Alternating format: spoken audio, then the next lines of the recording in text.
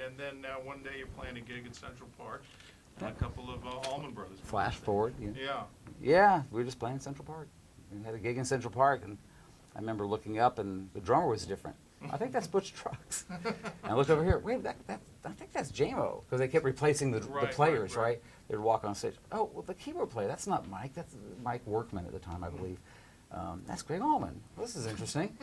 And so we just started playing, and it just sounded like the band, but the band on steroids, because they had a whole different chemistry between them. Right. Even though that was their first reunion, I guess, since their breakup. I heard about it. Wasn't there for the Scooter Herring thing. Right, mid-70s. Yeah, it was pretty contentious. Yeah, very much so. But I wasn't there for that, and I was there for the reunion part. And so, yeah, that was the reunion where I guess they had decided among themselves to give it another shot. So what was that now? You're obviously going from playing the clubs, even though it wasn't that long.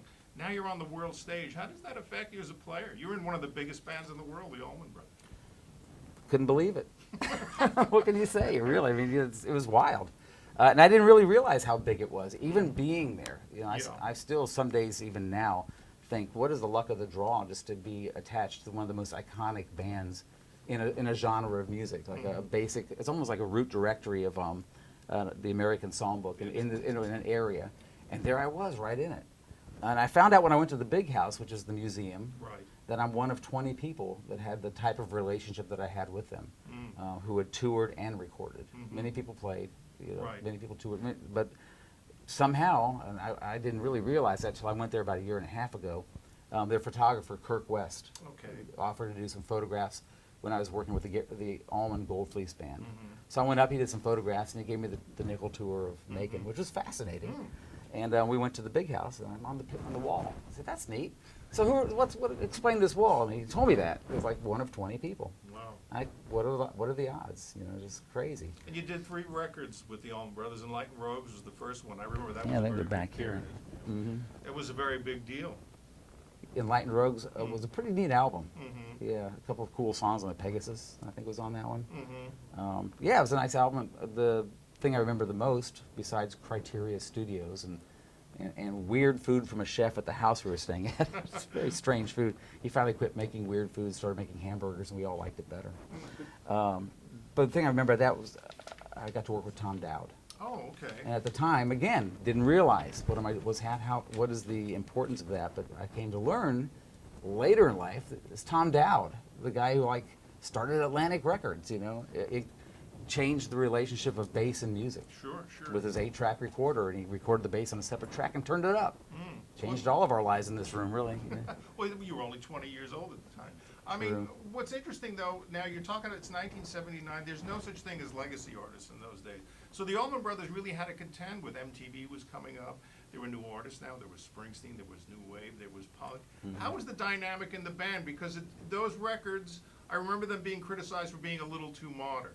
But that was what you had to do to be relevant. Yeah, and I wasn't really part of the planning process. I really was like a sideman. I sort of had I think I watched the thing on Sidemen, and the guy said it's like having a front row seat at the biggest show on earth. You know, you're part of it, sort of, but those 4 guys ran the band. And philosophically, I think between the manager, who was up here in New York, Steve Mazarski, nice guy. I like Steve. Basically, they had the calculation they needed to release something more radio friendly, right? And I'm not sure how that worked out, really. You know, but they did it.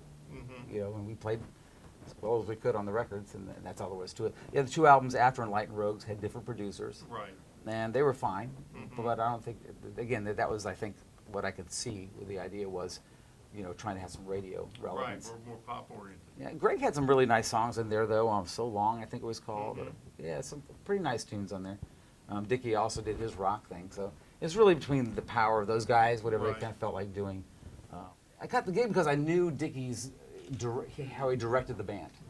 So and he directed either with his neck of his guitar or with his shoulder. Like that was the cue, and I knew that, and so I was able to play tight with the band, and that made all the difference in the world. When you can go with a director, they'll usually go with you. Yeah, right. Exactly. Compared to someone who he has to reteach all that to. And Dickie was how to say it, powerful in that decision-making process, and so I copped the gig. Well, so Greg was Greg. Yeah. You know, so this is some hack writer from the Huffington Post puts out an article about bass players belong in the rock. What does and he roll. know? I Or she, look, or where do was they it? get these Yeah. It's fake news anyway. And he mentions Lamar Williams. He mentions David Goldflies. He mentions O'Teal Burbage and late great Alan Woody. What are your feelings about that? Do you? Well, Is I that read that important to article. you? That was awesome, man. Well, yeah, but do you feel that the whole band deserves to be in Chuck LaValle, all the great players? Chuck's a no-brainer, and Chuck's a Okay. no-brainer. The guy plays his behind off. Okay. I thought it was a nice compliment. Someone would Okay. bother to say that, you know. All right. But the bass players are phenomenal. You know, having recently transcribed a bunch of the lines from the first two bass players, Right. and a little bit from Allman, and nothing Yeah. yet from O'Teal, nothing yet. Right. I think you did one record with them, and that's what we were Yeah. talking about. We did the extended range. I had one time where I was transcribing stuff and I realized I was transcribing myself. I wasn't really sure. I was like, oh crap, that was me. Just one of those things that happens. But the bass playing, Barry's playing was very simple, and Yeah. it's influenced me, very legato, Right. Right. and it's really influenced a lot of how I approach these songs. I wish I'd done it a lot earlier. And Lamar was fantastic. Wasn't he? He used He a was Clorox bottle for a plectrum. He would cut out of a Clorox bleach bottle. Really? That was his pick. Yes. His feel, man, was great. I mean, he was a fine bass player.